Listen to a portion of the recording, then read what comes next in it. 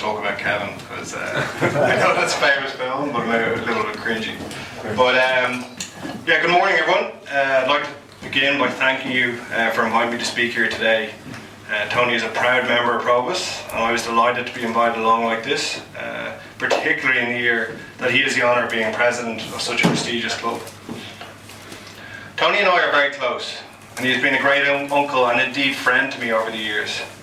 He's been someone who I've leaned on heavily for help and advice over the years, and someone who has always bent over backwards to support me whenever he can. He's supported me right throughout my life and made sure to cheer me up and acknowledge my achievements, but more importantly to pick me up after life's disappointments. One of the ways Tony and I have bonded over the years is through his ability to help me refine content and delivery for speaking engagements like this, including this one actually. So we spent Saturday together talking through this particular talk. So I'd like to start with a disclaimer. If anyone has any issues with this talk, Tony has said he'd be delighted to take the blame. So today I'm going to talk about my life to date, with a particular focus on my rugby career, some of the highs and lows there, my retirement due to concussion, my experience of concussion, my views on the issue itself, of which I have quite a few, and finally a bit about my transition from rugby to the real world and my role in a new dynamic global technology company. I will then open up the floor to any questions at the end for anyone who is still awake at that point. Just before we go on, can everyone hear me okay? Everyone at the back? Yeah, I'm speaking loud enough, okay.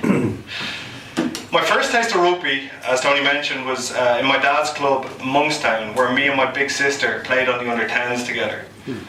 She was happy to play while she was bigger than me, but quickly lost interest when I shot past her in height and she couldn't beat me up anymore. However, interestingly, my number one sport up until I went to secondary school was with a round ball and not an oval ball. Me and Johnny Sexton were in primary school together in a school called KPS, and I remember the two of us were proud members of the KPS football team, and at that time we had dreams of playing in the Premiership and not the Pro 12. However, when I moved to secondary school at Gonzaga College and took up rugby there, I quickly realised that a lot of the qualities that came really naturally to me, like being big, awkward, and just running around bashing into people, that was punished in soccer, was actually rewarded in rugby. Hallelujah. My parents chose Gonzaga as the best secondary school for me because no matter where I went, I was always going to have the sporting side, which was inherently programmed into me. On the academic side, however, I needed a push and a prod. Gonzaga is as competitive in the classroom as it is on the pitch, and appealing to my competitive nature was key in terms of maximising my academic potential. When I was in 5th year in Gonzaga, I got my first taste of the elite rugby game. I got selected for Leinster and Irish schools and absolutely loved the step up and the challenge of playing with and against the cream of the crop for my age group. It was at this age, at the age of 17, that I began to allow myself to begin to dream of a professional rugby career. I progressed directly from Gonzaga to UCD, where I began a degree in commerce, and the following year I got accepted into the Leinster Academy at the age of 19. When I joined Leinster in 2004, I remember looking at some of the senior star players that were there at the time and just being struck by how lucky they were to be there. But the more time I spent in the Leinster environment, the more that I began to realise that as a general rule, the best players worked the hardest. I began to get insights into just how much extra training the likes of Brian O'Driscoll and Jamie Heaslip did. This was a lesson in professionalism for me. I knew how talented, naturally talented Brian and Jamie were, so I began to think, if they're working that hard, I could leave no stone unturned if I wanted to succeed in this environment. I did not come to this conclusion overnight, unfortunately, and when I look back at my slow start in Leinster, it was definitely in part due to the time it took for this realisation to sink in. Having said that, there were other factors that contributed to my very slow start in professional rugby. 10 Leinster games in 3 years. Not least my high concentration of injuries at the start of my career, and a coach, an Aussie called Michael Cheika, who a lot of you might know, who did not like me or at least behaved in that way. When I look back on it, I actually found every excuse not to succeed. The coach hates me and all is well. I'm just too injury prone, there are too many good back row players here. I suppose I was terrified of not succeeding, and this led to me being defensive rather than trying to proactively deal with the issues at hand. If I had my time back, I would have been a lot smarter in how I looked after myself.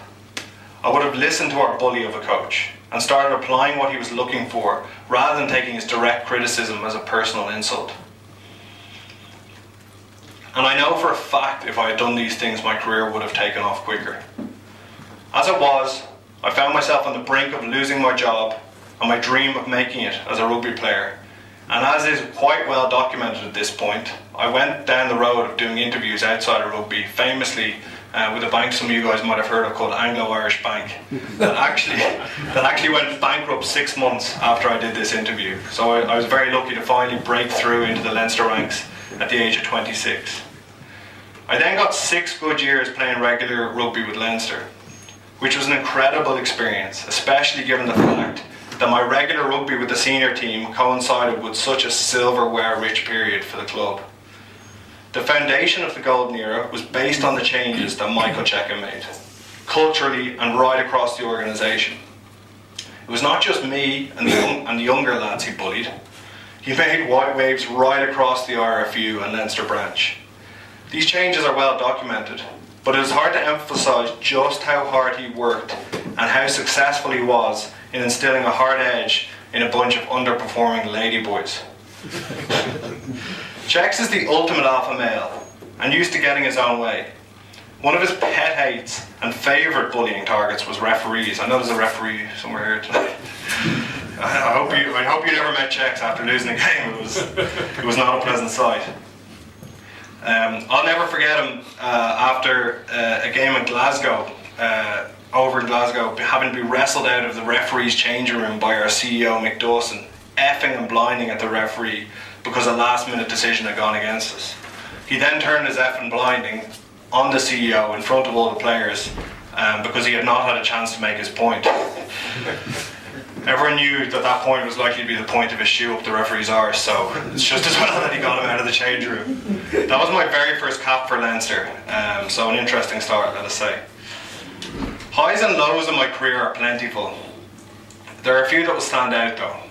I'll never forget a blustery wet night in the glory fields of Firhill in Glasgow in 2006.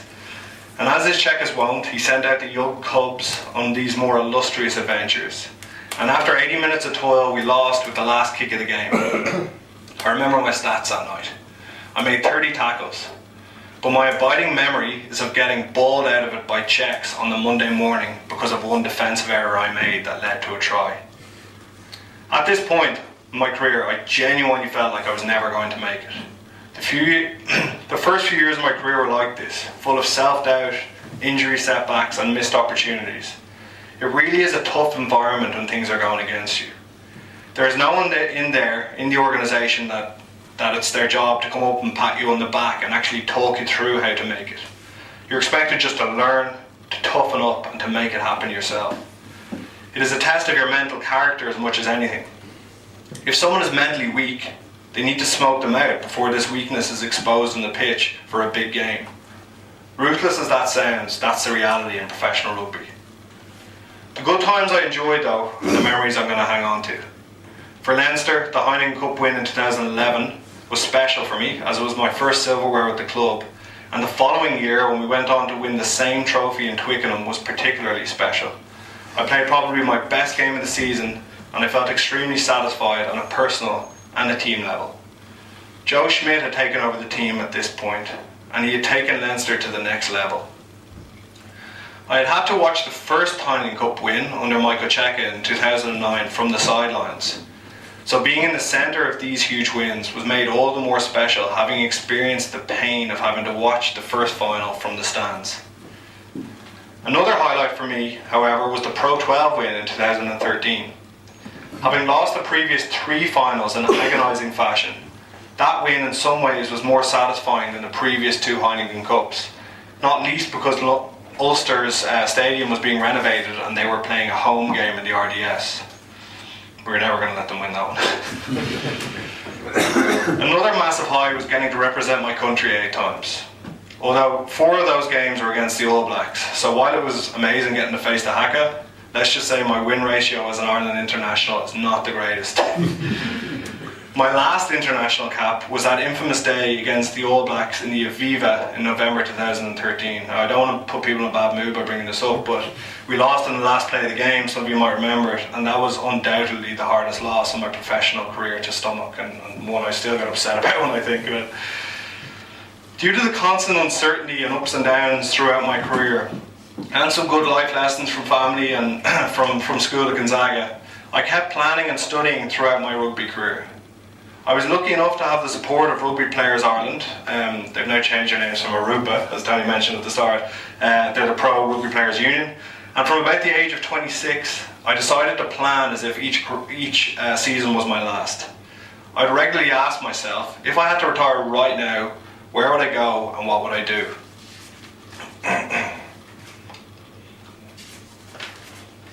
I continued studies right throughout my rugby career. First by doing a postgraduate diploma in financial planning, and then by going in to do an MSc in Masters in Financial Services, in which I received a first class honours. I was also very lucky to have had mentors right throughout my career.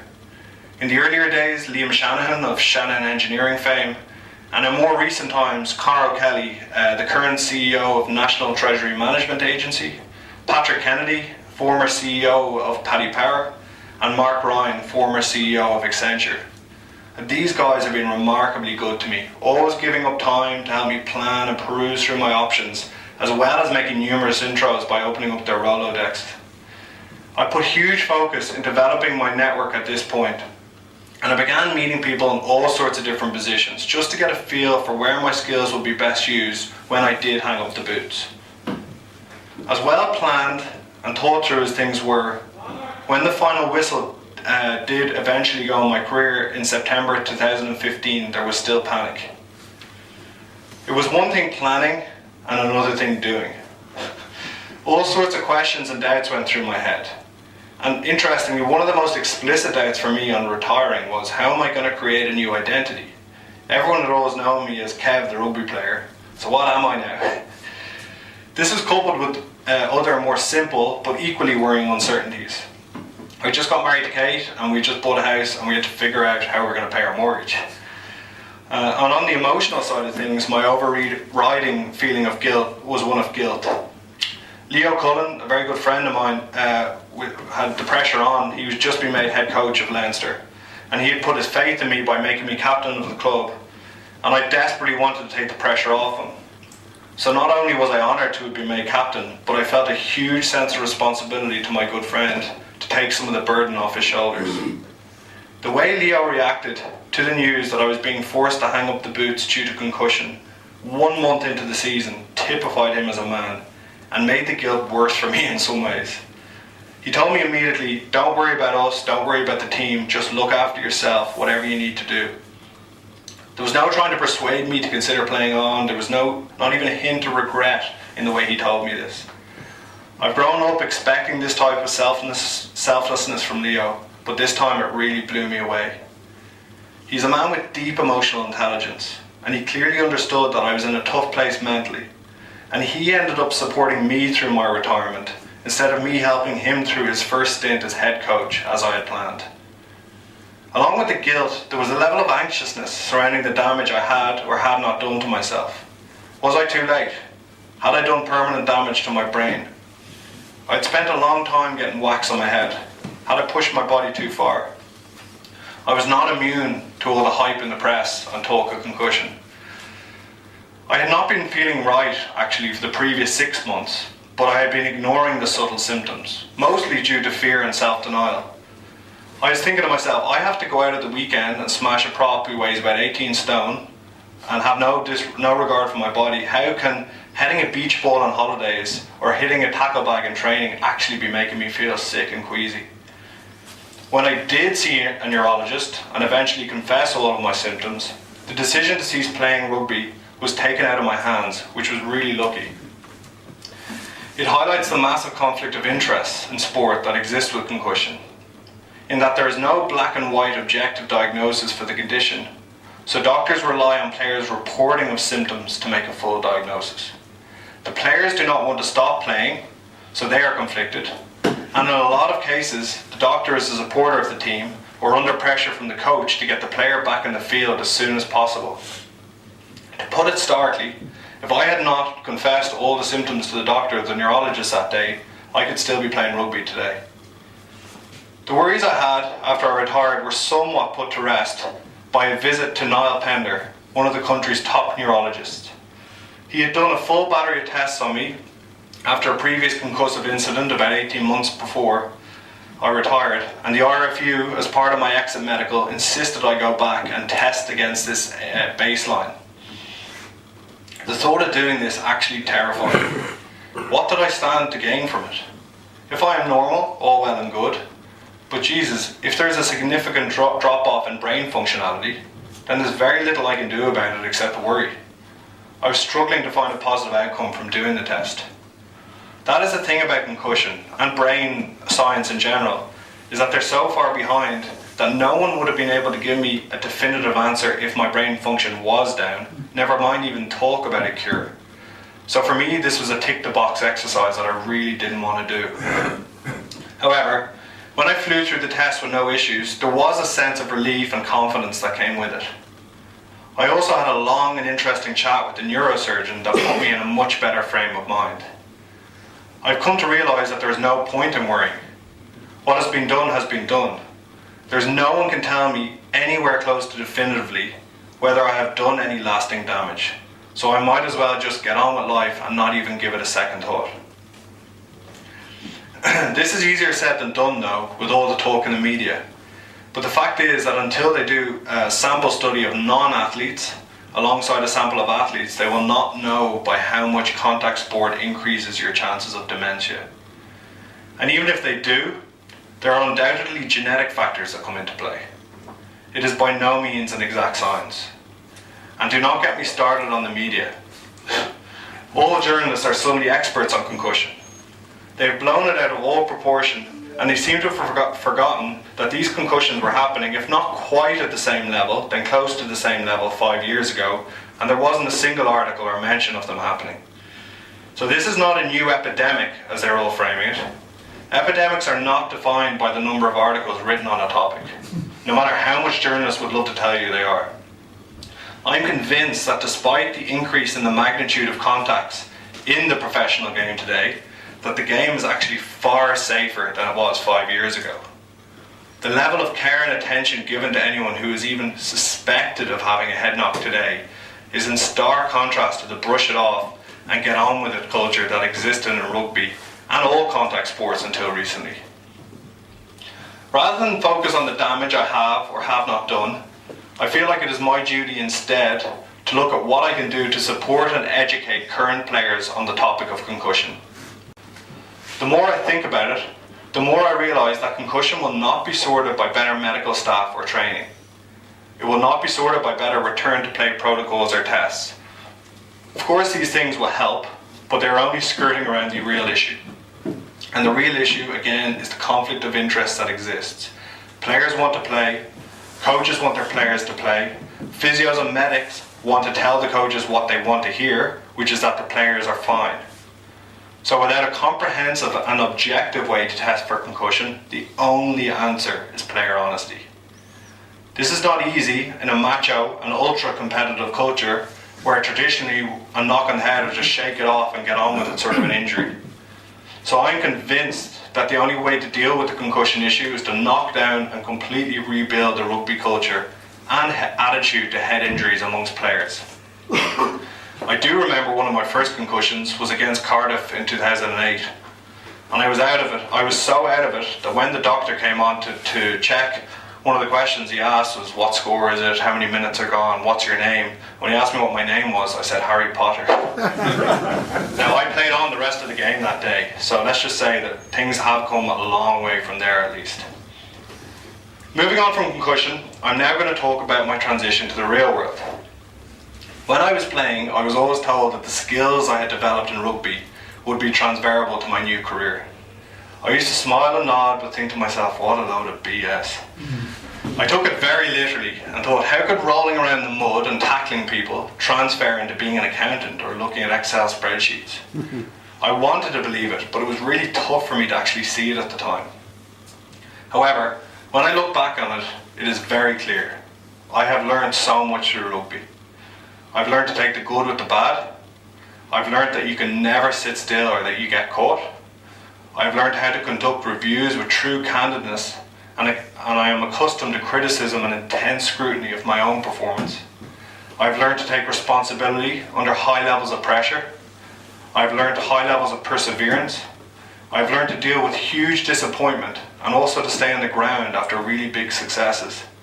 And ultimately, and most importantly, I've learned how to work with and over time how to lead a team. So I've been in the real world for almost 18 months at this stage. And I'm realizing that these bullshitters were a lot wiser than I gave them credit for. The path to my new career was difficult, but not in the way I would have imagined it would be difficult. I was expecting to have to trawl through interviews and chase opportunities to find what I liked and where I could add value. But amazingly, I found I had options to choose from. The way in which people I had met in the preceding years came out of the woodwork to help me and provide me with options and advice shows the incredible power of having a strong network. I had a choice. Go with a strong financial institution and use my college background in somewhere like Davy Stockbrokers, or go with something slightly riskier and different. And due to the stage I was in life, I went with the riskier option, and I chose to join a young sports technology company called Kitman Labs. At Kitman, we are working to help teams prevent injuries by collecting, analysing and reporting back on data collected from the athletes to help them make the best possible decisions for their athletes day in, day out. Teams collect thousands of data points on athletes, from wearables like GPS monitors, heart rate monitors and sleep monitors, to musculoskeletal data on how they move, to subjective well-being data like perceived sleep quality, perceived stress, perceived mood. Teams are really, really good at collecting this data from the athletes, but where they struggle is in having the time to analyse that data to make great decisions with a view to preventing injuries and getting the best possible performance for their team. That is the gap that we fill.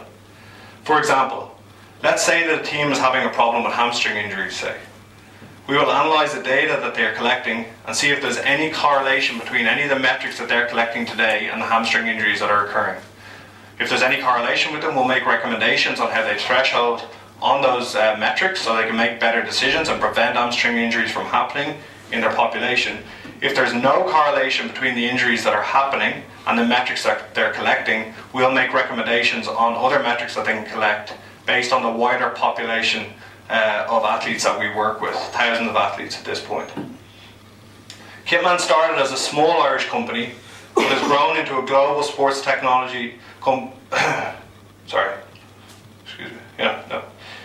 working across 25 leagues right across 5 continents. Some of the more famous names we're working with include the Irish rugby team, the British and Irish Lions, the Springboks, the New York Yankees, the Buffalo Bills, and closer to home, Premier League teams Everton and Bournemouth. Sport is only the beginning for us. By using sport as a platform to understand what causes different types of pathologies in humans, we believe we can help insurance companies understand risk of insurance in general healthcare populations and to price premiums accordingly. This, we believe, has to be the future in a climate of premiums spiralling out of control. And insurers seem to believe this also, as we have already been approached by healthcare giants such as GE Healthcare and Cerner. We are currently raising a round of funding that we believe will allow us to dominate the sports market and start applying some of those learnings into the wider health application.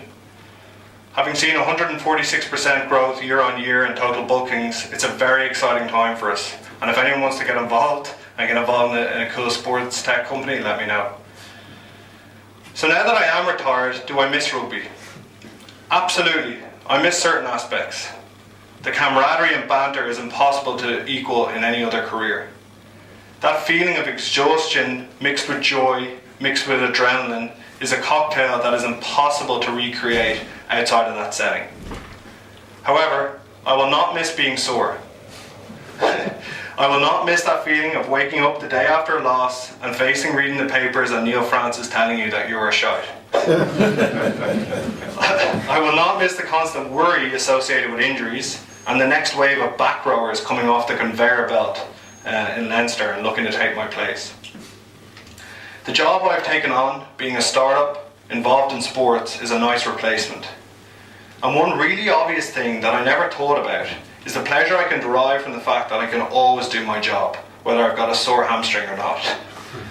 This may sound stupid, but it was genuinely one of my biggest frustrations over a 10-year career.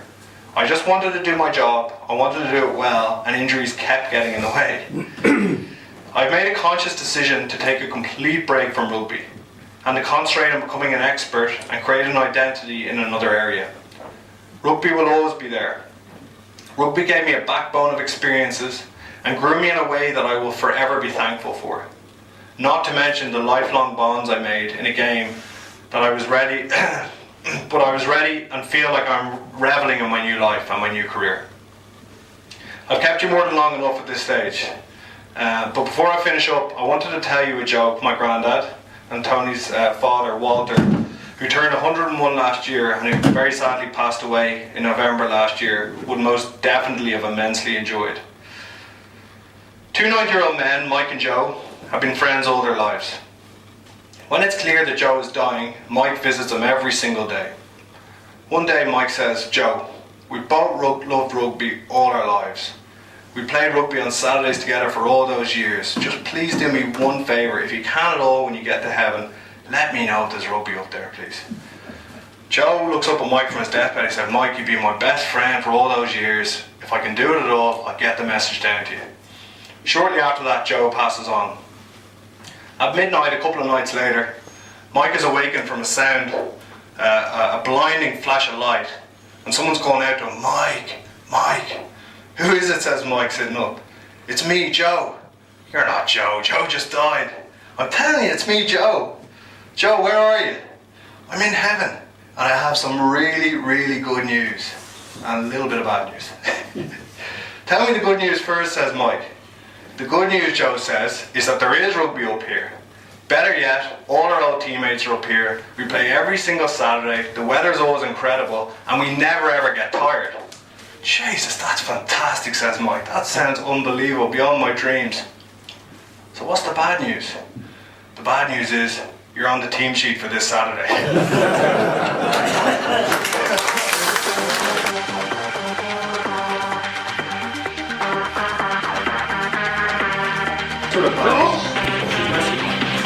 I think that sort of backs up what I was saying, that players are safer today. Like that Sonny Bill Williams tackle would not have been a yellow card a few years ago. And you know, these kind of things are under intense scrutiny now. Like when a player gets damaged or there's any suspicion of getting damaged, the coach knows that the camera's picked it up. Yeah. But like in terms of the cultural thing, the only way to create that culture has to be the top down. Yeah. And I think Ireland has been a shining example actually. And like it just shows that when I began to talk about my symptoms, the Leinster doctors rushed me to a neurologist, and they told, like, you need to be honest about these symptoms. It wasn't like in a lot of cases I've heard, particularly in some French clubs, where the coaches are telling the players to just get on with it and ignore the symptoms, which is definitely still embedded in the culture. But like a couple of examples, say CJ Stander in November in the Aviva was dragged off the pitch by the doctor. He did not want to come off, but he was dragged off. And that's Joe sending the message down to the doctor, take one of our star players off because he's at threat of getting damaged here. And I genuinely believe that has had a really, really positive impact, because there are now kids looking at CJ Stander, who's one of Ireland's tough men, coming off the pitch after getting a head knock. Then they're thinking, you know, I need to come off, I get the same thing. So it has to be top down. That's absolutely something I didn't mention. That's absolutely critical. Okay, thank you. I'll just open to the floor in a second, but I'm just going to say one other thing. You had a contract with the Lions? Yeah. And how were you with the Lions? Yeah, lowest injury rates in the professional era for the Lions. The Lions too. Kitman is taking 100% of the credit for it now, we're not. But yeah, of course we're the software in the background that helps them make good decisions, but no, it was really good for us. That kind of, okay, I'm sure there are plenty of questions. Yeah, go ahead. You mentioned that one of the skills that you got out from your career was that of leadership. Yeah. What, from your perspective, were the sort of messages as a leader that you would sort of share? Yeah, so I was very lucky to have worked or played under some really strong leaders. So when I first came into the team, Brian O'Driscoll was the captain, then Felipe Contepomi was captain for a couple of years, then Leo Cullen for a long time, Shane Jennings.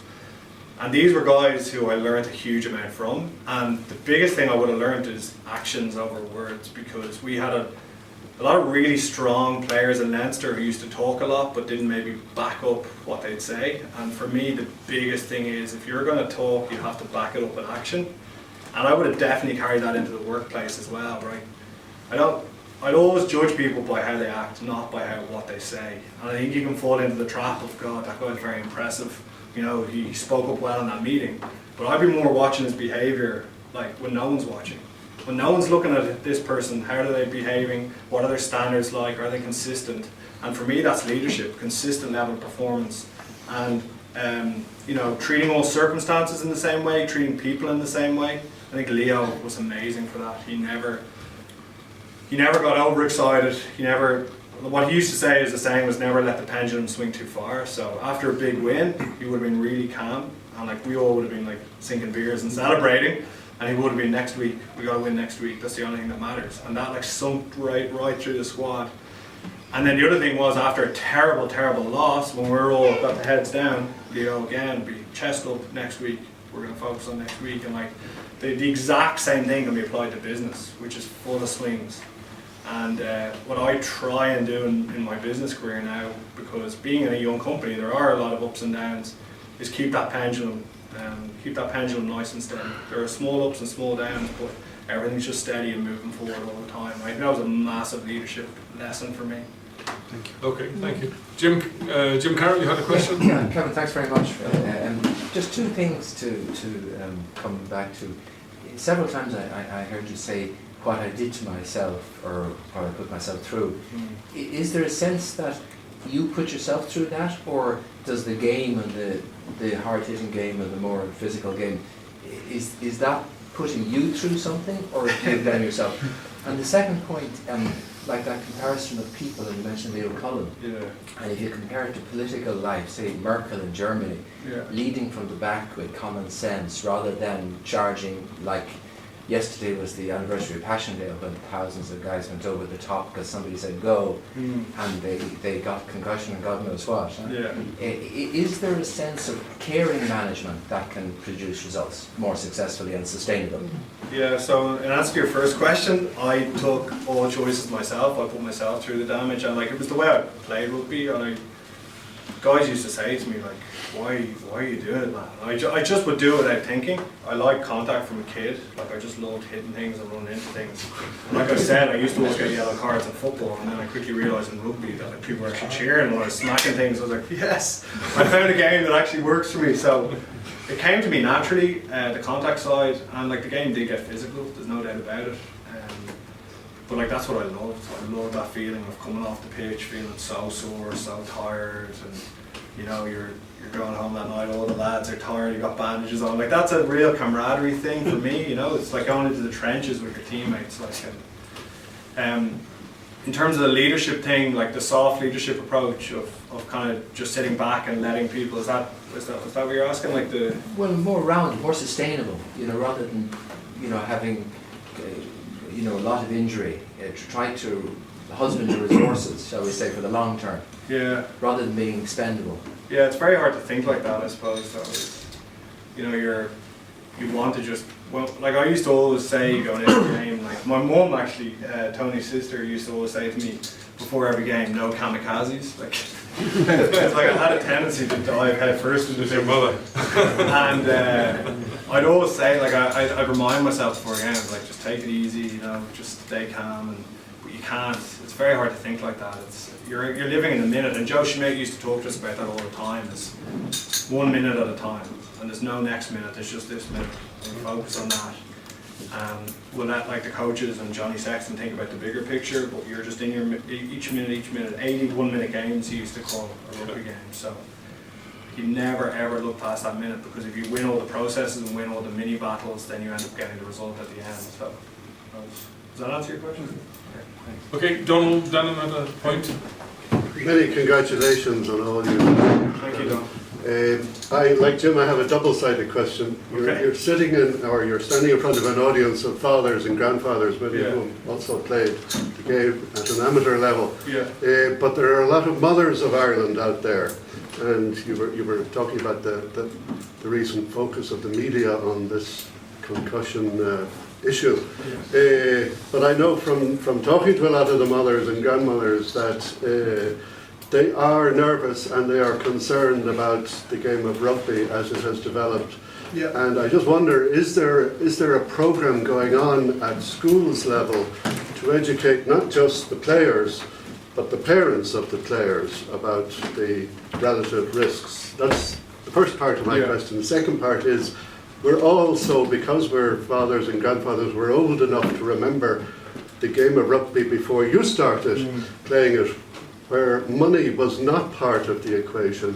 And there are a lot of us, I know it's probably toxic nostalgia, but a lot of us who feel that the game of rugby has changed, and not for the better, by the introduction of so much financing into the sport.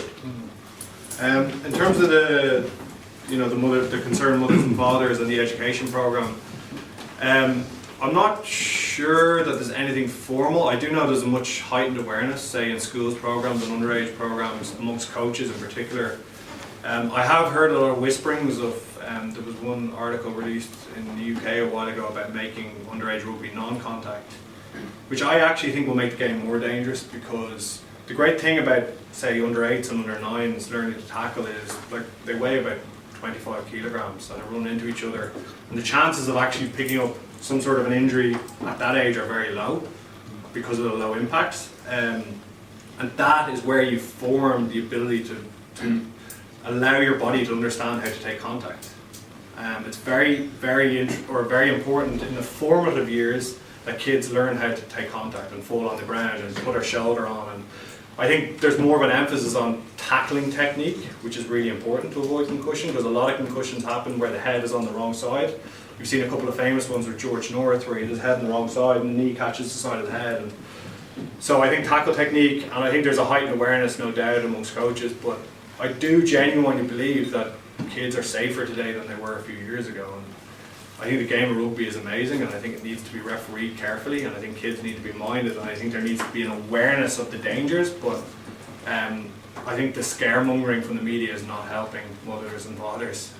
In terms of the financing, personally, I think the game is far better since it became professional. I've seen some of the older games versus the game today, and I think the game's getting better and better.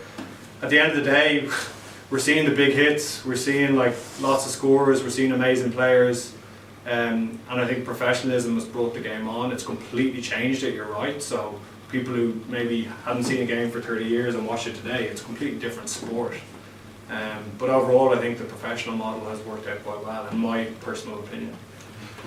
Okay, thank you. We'll work around you. The order is Tim McGuinness, Jim Hurley, Michael Ryan, and Ryan after that. Yeah. All right, if we still got time. Thank you very much. First of all, can I make a comment and then a short question? Of course. And the comment is, I don't know how many branches or how many sections you have in your present company and your present business, but judging by the quality of your talk this evening, as someone who has been in the communications business all his life, I might suggest that you might look at that section, because your ability to communicate on current rugby is extraordinarily interesting. And I think there's a big audience out there waiting for someone like you to speak about the sport and the problems of the sport, as well as you've done. But my question is,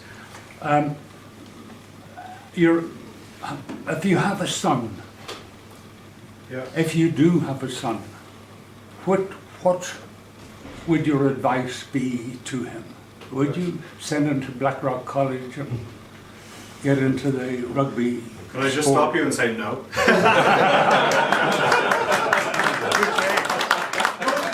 Yeah, no to Blackrock.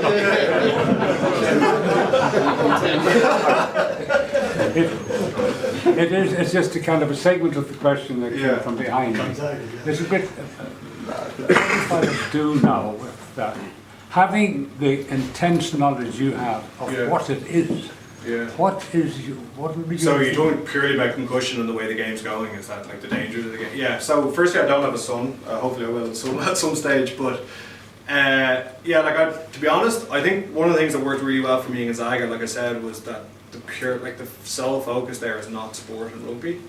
And because I was a big bruiser and because I was naturally quite good at rugby, like they were going to push me into that, especially if I went to a rugby focused skill, I was going to get pushed into that and maybe would have lost sight of the academic side. For me, the biggest thing for a son or a daughter going into school is that they have a rounded focus, that it's not just sport, it's not just academics, it's not just, I don't know, whatever, swimming, whatever they're into. And I think once they have that focus and they have an ability to perform outside of sport and have different sides to their personality and what they do and skill sets, that would be my focus. In terms of the concussion thing, I would just instill a sense in them from day one about concussions are real injuries, you need to be honest about them. Because I genuinely believe if you create that sort of a culture where the kid is telling you their symptoms and explaining to you what they went through, then there's not going to be any issue. Because I remember playing at the age 18, 19 and feeling like deja vus and getting bangs on my head in game. I wouldn't tell anyone. Like that was just part of the game. Whereas if my children know that going into a game that these things are not normal, and if you do experience any symptoms like that, you need to tell somebody, then I'd be very, very confident that they'll be fine, So yeah, I hope that answers your question. Yeah. Thank you very much. Okay, Jim Hurley. Yeah. Well done, Kevin. I really enjoyed your talk. But my question is, what do the players think about the slow motion playbacks that we all see now on telly, where your first look at the real time sort of play, it looks like a normal tackle or a normal hit, and then you see it in slow motion, which in some cases you say, well, that really does exaggerate the issue. Do the players see that as a positive in terms of protecting them, that there's a protection there, that players are aware there's somebody up there looking at them, or how do players view the slow motion replays? A really good question. I actually think it's a good thing. Yeah. Overall, I think now players are conscious of like, I'm lifting a guy up in a tackle. If he goes over 90 degrees, I'm going to get a yellow card. Yeah. Whereas before, the referee had to make that decision and judge, and the referees are making poor decisions as a result. There's no way they could see everything. But one of the things I do have an issue on now is that referees are now judging the outcome rather than the action. And they're being forced into it to a certain extent in that. There's been a good few examples. A good one was CJ Stander knocked into a guy away in South Africa last summer, took the guy out in the air, and he got a red card as a result. And the only reason he even got a penalty against him that time is because the player was injured or lay on the ground moaning.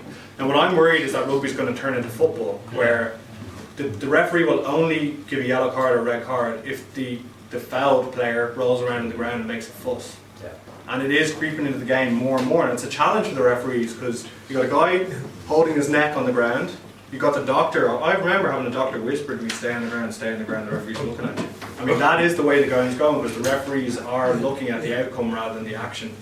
And that's a concern for me, because I think everyone agrees with me here that my worst fear is that for rugby to become a bit like soccer with prima donnas rolling around the ground, which has completely put me off soccer altogether. So. Okay, Michael, you had a point. You're next, Brian. Thank you very much, Kevin. I just wondered, as a supporter, just looking at from the stand on the television, what was the difference between Michael Cheika and Joe? Yeah, it's a really good question. Less than you'd think. Both egomaniacs, both control freaks. Maybe that's the recipe for a really good coach, but like they're both incredibly intense, and they both put incredible pressure on the players to perform. And there's nowhere to hide from them. So Cheika was a bit more gruff in that, like anyone who's seen Joe Schmidt in an interview and from a communication standpoint, he's very well polished. Yeah. The way he delivers his messages, he's a pro. Cheika came from the mean streets of Randwick in Sydney, working class background, had built up a company by himself. The only coaching job he'd had before was the local club Randwick, and the reason Leinster brought him in is because he was a hard man, and he was known for someone who could instill toughness in teams. And the first pre-season we had with him, he threw all the rule books out the window and he said, "You guys are going to train harder than you've ever trained before, and you're going to hate me by the end of the summer." And we did. So we were used to training. We'd had Gary Ella and Declan Kidney as our previous coach maybe 4 or 5 times a week in pre-season. Czechs came in, we were training 15 times a week.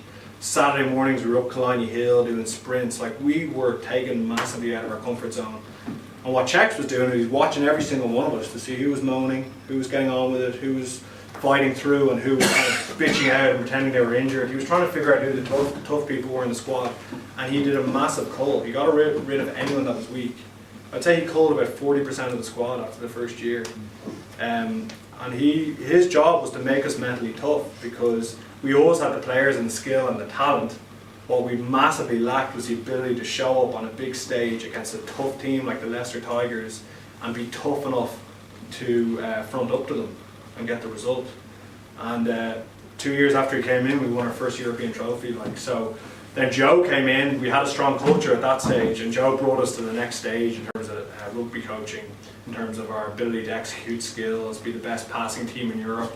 Those kind of things he instilled in us that allowed us to go in and win two more European trophies. So very lucky to have worked under those two guys, but it was really, really intense, and it was great learning for me, because a training session was intense pressure. Every single training session, Joe was testing you, Cheika was testing you. If you made a mistake, they'd be screaming in your face. And the idea behind that is, you make a mistake at the weekend against Toulouse, that's not acceptable. So it's not acceptable in training. And if you can't deal with the pressure of a training session, how are you going to deal with the pressure of playing in front of 50,000 people in a quarter-final against Toulouse? So when I look back on it, it makes so much sense, but it's hard at the time, Okay, Brian, and then Ian, and then we'll kind of run out. Oh, sorry, Brian. Well, Brian's not first. Did you say you had a question as well, or not? Well, it was just about referees. While we're talking all about the I'll tell you, it's Brian, the other Brian's turn first. Okay. Then it's the referee on your left, and then it's you. Okay. Okay. Go ahead, Brian. Kevin, looking to the future of the game, and notwithstanding the concussion issue, which is very current, which you've given great insights on, we keep hearing in the commentaries about the huge physicality involved in collisions in general. Does that mean, barring the halves, the game's future is for Leviathans? I think CJ Standers, as far as I know, was told he was too small to be an international. He was still a teenager in South Africa. Is it a game just for the biggest physical specimens? It's certainly gone that direction, yeah. I think even, say, 5 years ago, with Shane Williams, today, if he was coming through, would he make the Wales squad? When you look at the Wales wingers in the last number of years, like George North, Alex Cuthbert, Liam Williams, all 6'3" and over. You have to think that it is, and then you're looking at guys like Julian Sevilla coming through, the New Zealand winger, again, 6'4". It is heading that way, and for me, it was always the scrum halves that would stay in there, and you could have some smaller scrum halves like Owen Redden and Luke McGrath today for Leinster. But you look at the top scrum halves now, like Conor Murray, is 6'2". He's like a physical. He's like having another back rower on the pitch. Is it a bad thing? It is if you're small. Okay. Yeah. Yeah. Oh, there's a very funny photo. I don't know whether you've seen it, where it's the Irish team lining up in a huddle, and there's 5 Japanese kids running around them in full Japanese kit, and Ireland had just beaten them, and there's a really funny photo with a text underneath it saying the Irishmen outsizing their Japanese counterparts. One of the kids is up to depth, and it's me. So yeah, no, the way they deal with it is importing Kiwis. They've got about 5 Kiwis on their team, so it beats them up a bit. Okay, we're running short of time, so Ian, and then Brian, and then we'll wrap it up. I've been watching schools rugby over the last number of years, and the development of the actual body. What supplements are being provided with these? There are, I know, supplements. I happen to know from the Leinster branch where the situation is. Depends what school you go to. I think someone mentioned Black Rock earlier, did they? No, I think it's a culture that's coming through where you can buy supplements any shop. Pretty much there's supplement shops popping up all over the place now. My understanding is Black Rock refused to let the Leinster people be involved with the senior team as regards to. Yeah, but like a lot of the school setups are very, very professional now, and like the kids are encouraged to start taking. But like a lot of what they're taking is protein and maybe a little bit of creatine. But like all these things are not particularly harmful, but do allow development. But I remember when I came out of school, my first training session with the senior team, I was about 19, and I had to go into a tackling drill with Malcolm O'Kelly. And I remember just looking up at him, I go, I can't tackle this guy. Oh, if it wasn't physically developed enough, I was hurting, I was skin and bones, I was hurting every time I hit him. And then we had guys coming out of school when I was playing that were 18, straight out of school, and physically developed to play in a senior Leinster game because they start them younger. Personally, I think it's good. I think guys are ready to play senior rugby earlier. I think like Neil Francis wrote a ridiculous article recently comparing creatine to steroids, which is complete rubbish. But yeah, like I think the schools game has come on a long way because of it. It's great to watch. Okay, last question, Brian. I was going to ask you about Brian the difference between the southern and northern hemispheres as regards referees. And I do think that the southern referees are not they're totally different. Yeah. And they will let things go that a northern referee wouldn't. I genuinely think there's a better perspective from the northern referees, that they're more conscious of some of the injuries that come along. And we've seen some of the southern refs let things go where they should have maybe a yellow card and a penalty, and they do nothing. Yeah. I think that's maybe a bit more of a laissez-faire attitude in all aspects of the game. And I actually think having two French referees for two of the Lions tests saved the Lions, because a lot of things saved them. Yeah, a lot of things saved them, but like there's no way they would have won any of those games if they'd had Southern Hemisphere. I think they want to see the game being played. They have this jouet attitude of play on. Like they just ignore certain things, like you say, and infringements at the rule would be the same. Forward passes, they let everything go, which is it's good to watch. But anyone who's kind of seeing Super Rugby, it's a completely different game, like Super Rugby Championship, because of the sort of Southern Hemisphere referees and the way they play the game. But yeah, it is. It's challenging then when you go down south and you've got an Australian referee. You have to adapt, and that's where like the coaches like Joe would spend hours with the referee in the lead up to a game, trying to understand the way he's going to referee the breakdown, and then communicate that back to the team. It's very, very important for a team to understand how the referee is likely to make decisions. You're never going to get it perfect, but that's the way the game's gone now. So. Okay, I think we need to draw this to a close. Kevin, it's been an absolute terrific case.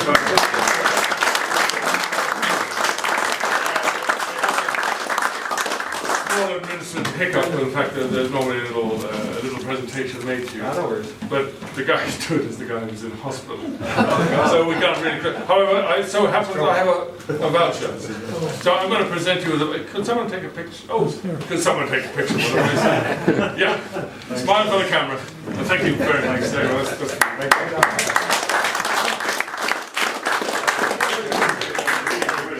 And you did a tremendous job.